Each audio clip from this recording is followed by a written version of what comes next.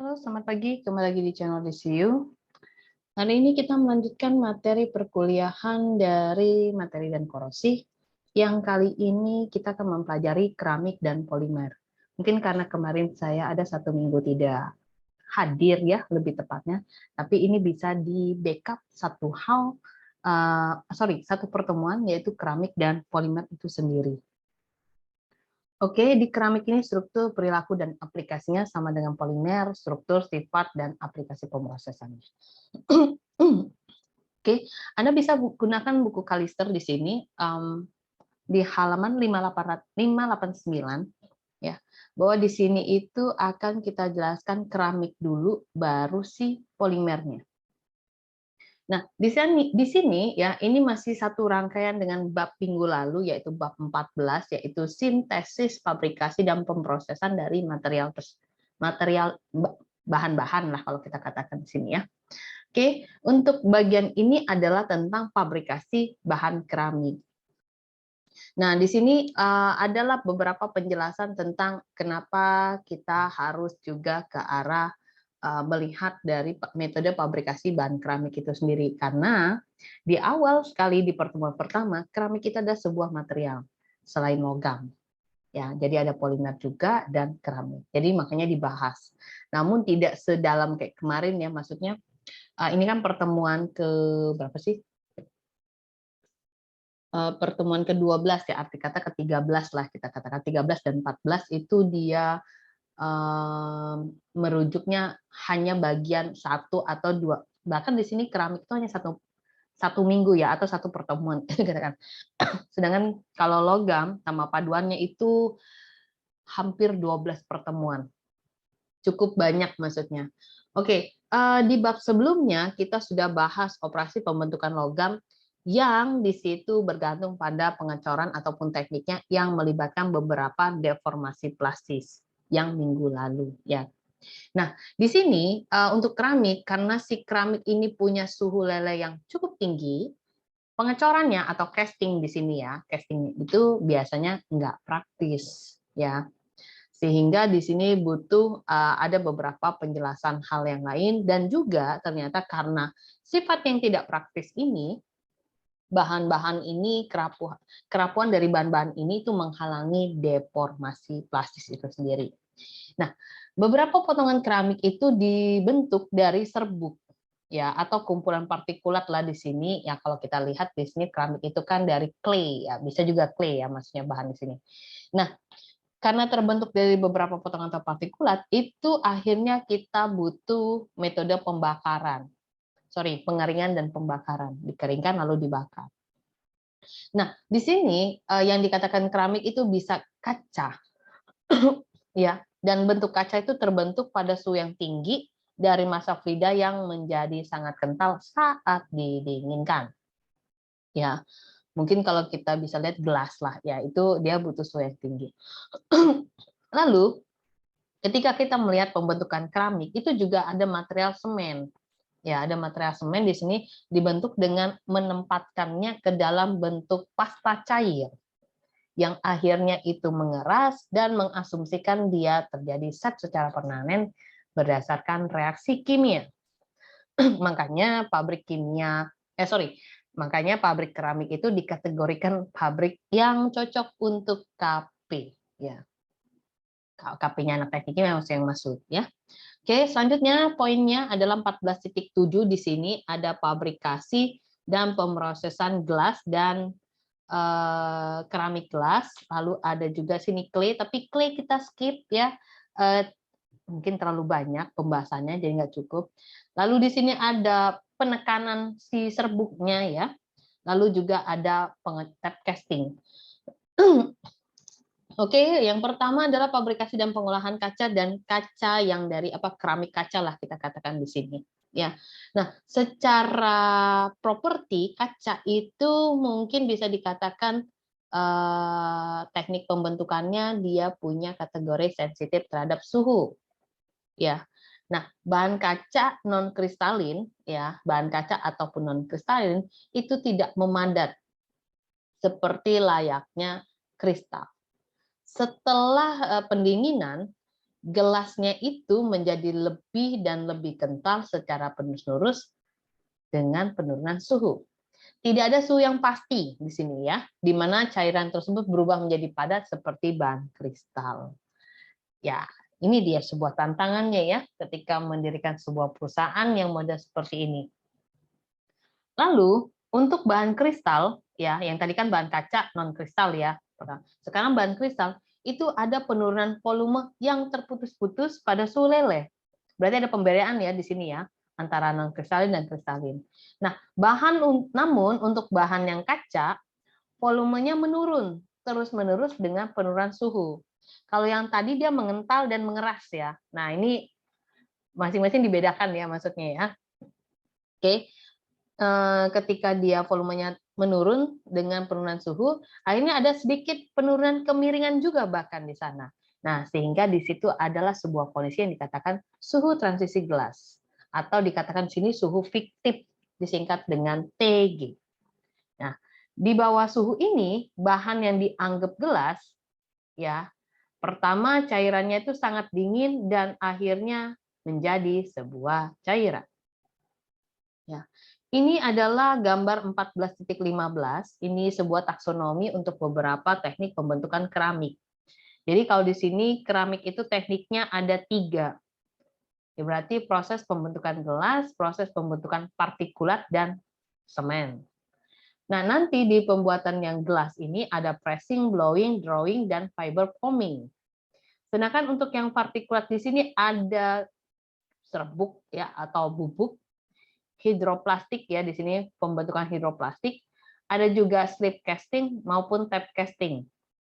Nah, sedangkan untuk camcorder itu ada 3 nanti, hot, anaksial, dan isostatik.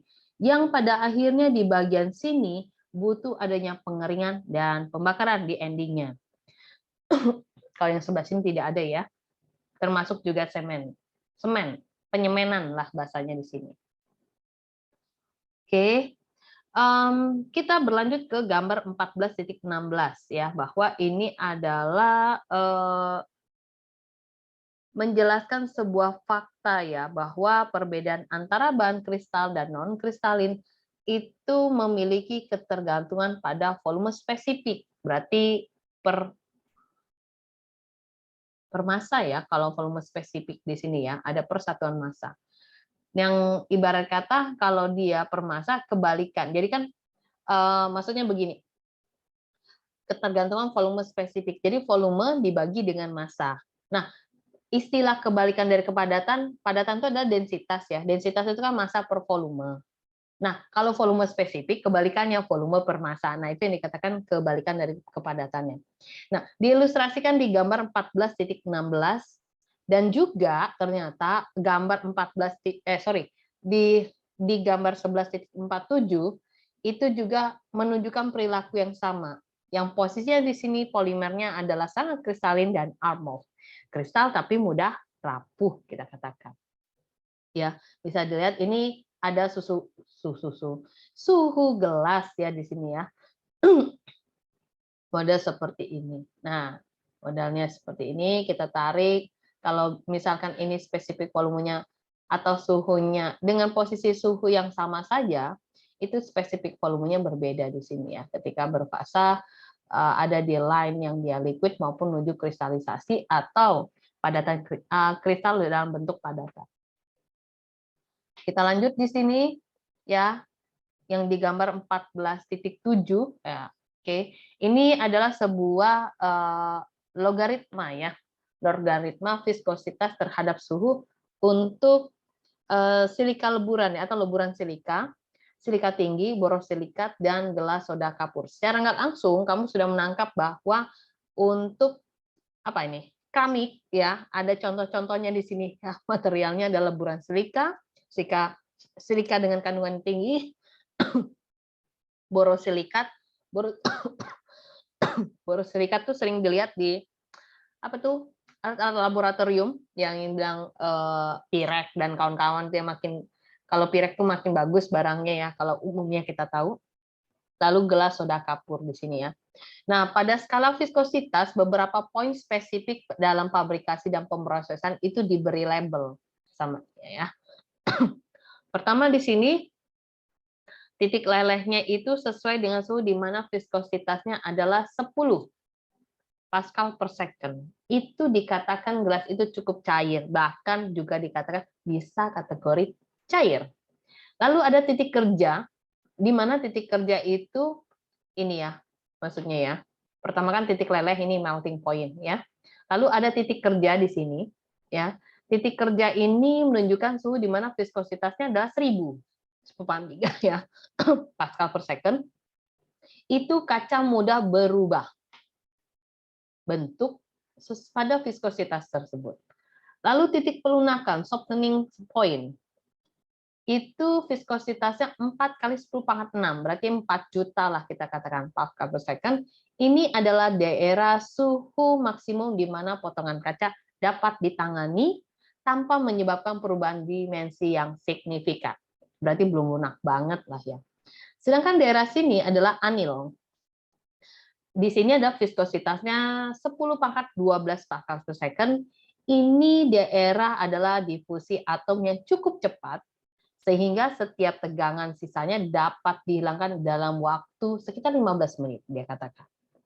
Di sini adalah trend point, titik regangan, di mana suhu viskositasnya, daerah sini adalah dia suhunya titik regangan ini maksudnya sesuai ya dengan suhunya, di mana viskositasnya itu 3 kali 10⁻13. Dan suhunya di bawah titik regangan. Bisa mengakibatkan fraktur, tetap sebelum terjadinya deformasi plastis.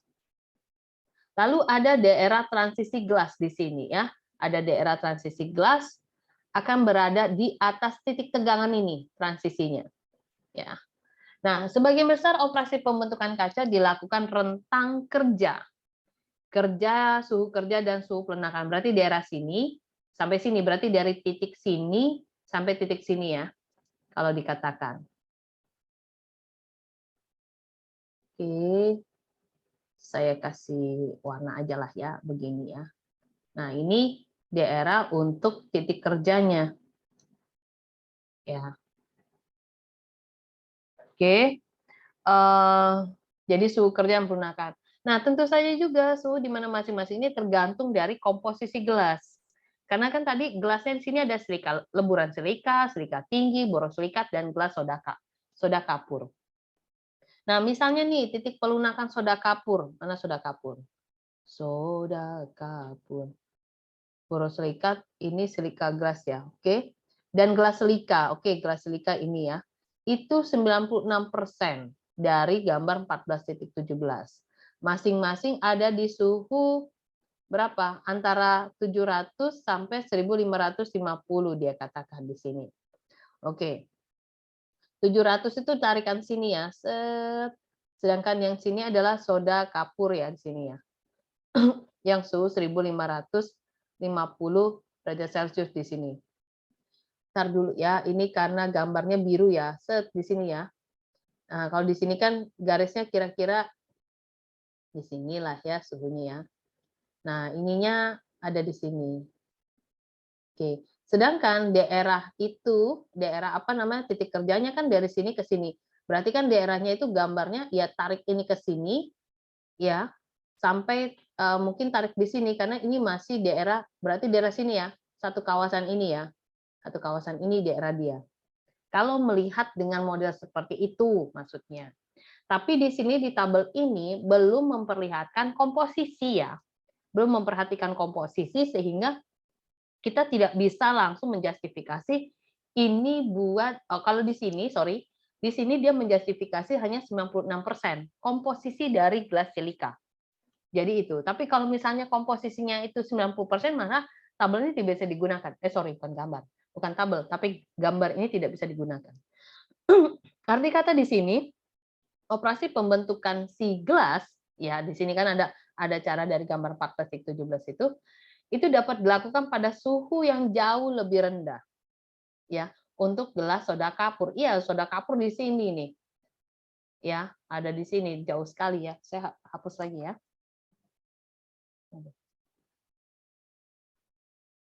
Karena sudah kapur kan di sini, di ujung sini, ya. Dan ini jauh di daerah dari daerah kerja, daerah sini, ya. Kalau melihat dari kerja sini, berarti kan hanya di sini saja dia punya daerah, ya. Oke, dan kemampuan bentuk kaca itu sangat disesuaikan dengan komposnya. Ya, seperti tadi yang dijelaskan, ya. Apalagi di sini borosilikat, kesannya kalau di sini mengatakan borosilikat, gelas borosilikat berarti 100% borosilikat. Seakan. Ya, seakan di sini artinya di sana. Lalu yang lain-lainnya.